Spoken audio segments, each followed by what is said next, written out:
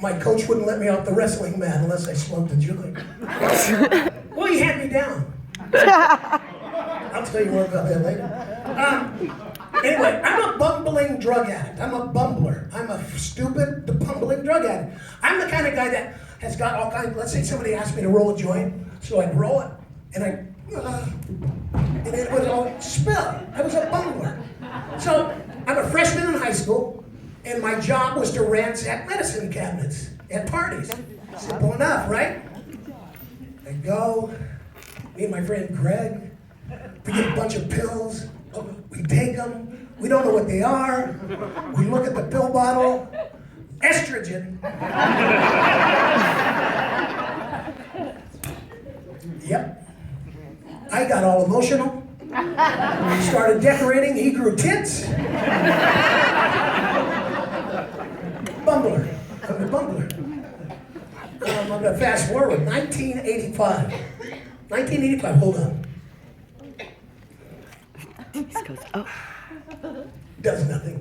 1985, I'm living in Dallas, Texas. 1980s, the 80s were the year, the whole decade of cocaine, right? So I'm in Dallas, yeah, whoa!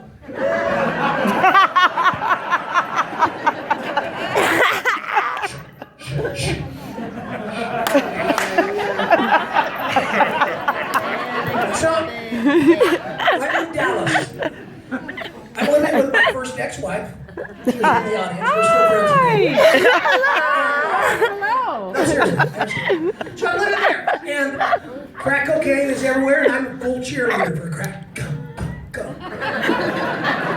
All of a sudden, I get a knock at the door. Okay, I gotta do this. Ready? I open the door. Little crack. Yeah, it's my boss. He goes, Bob? I go, yeah. And he had this look on his face, a shock. He was scared. He goes, what are you doing? Nothing. He goes, you gonna come to work? Yeah, I'll be there in a bit. He goes, well, you've been saying that for 3 days. I say, well, in that case, I'll be there a little sooner. And I shut the door. Well, the door wasn't the front door to the apartment, from my apartment, it was the door to the walk-in closet inside of my apartment. And the reason he was shocked, I had a little bonfire going, broken matches and a candle going and had a jug of water, but I had soot all over my face. He was either shocked at that or I had my girlfriend's teddy on and some high heels. You probably had a girlfriend. They clashed, it was big, and there was some kind of other, floral arrangement. Took me to my first rehab, 1985. No, I got another idea. Stop. We're full of ideas, us addicts and alcoholics. We're full of them. I got an idea, I'm gonna join the Navy to get sober.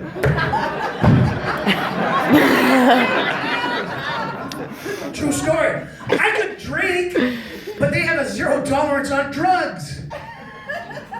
It worked. It's for boot camp. And I went on the aircraft carrier, flew halfway around the world. Got on the aircraft carrier, 3 days. I'm found naked in a paint locker, smoking crack.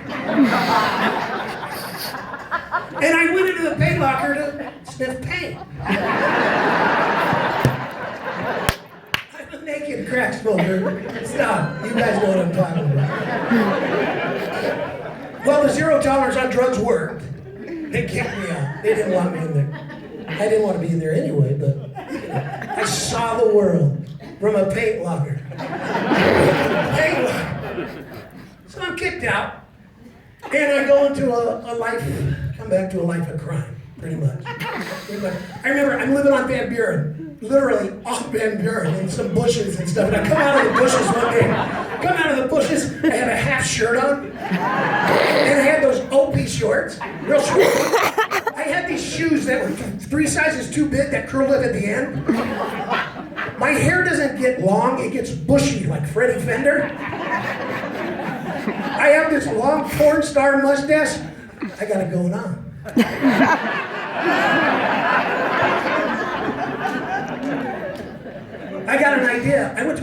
to try to get sober, and I got an idea.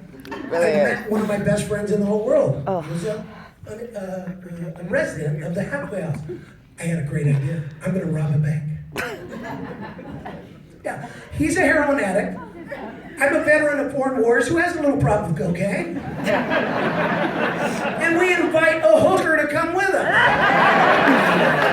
You might think, why a hooker? Well, a well-oiled hooker's just as dangerous as a 45. They go off too. Stop it. Didn't quite work. The idea, dropped it. I'm on my way out of town. Leaving the city. And I forgot, I had promised my oldest daughter that I'm going to talk to her high school class on the evils of drug and alcohol addiction. I robbed the bank. I didn't have a disguise. I spray painted my face silver.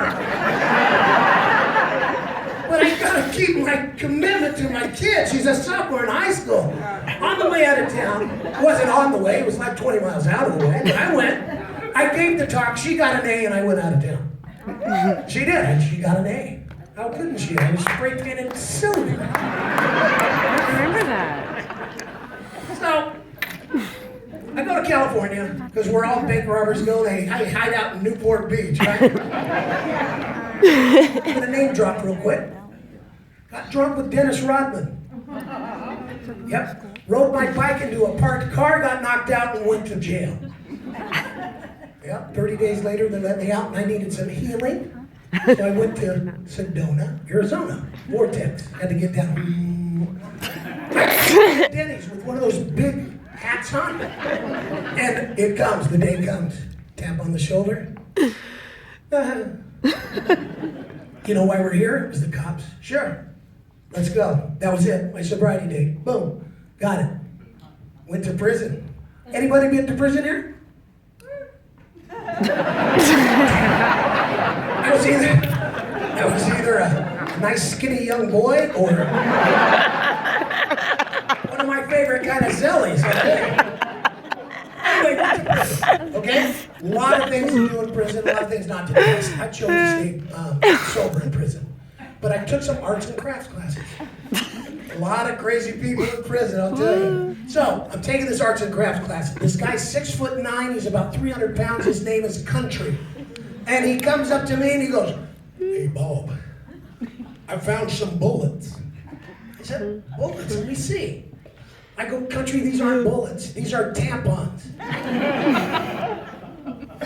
They're kind of like bullets. So, with any arts and crafts class, we make stuff. So I thought about making those little ghosts for like Halloween and stuff.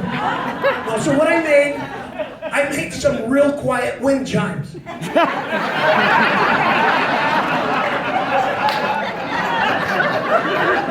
Yeah. A lot of violence in prison, a lot of gangs in prison.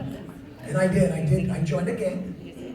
The name of the gang I joined was Don't Fuck Me in the Butt Gang.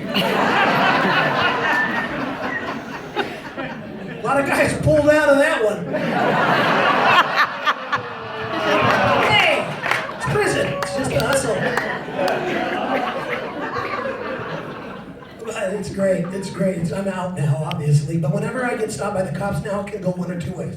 But it usually turns into an episode of Cops. And that turns into an episode of Lockdown. That'll turn into an episode of Survivor. And that'll turn into an episode of Naked and Afraid. Crazy. An old man, he came up to me once and he goes, "Bob, if you haven't had sex with a man, you just haven't drank enough." That was my wrestling coach. Ladies and gentlemen, that's my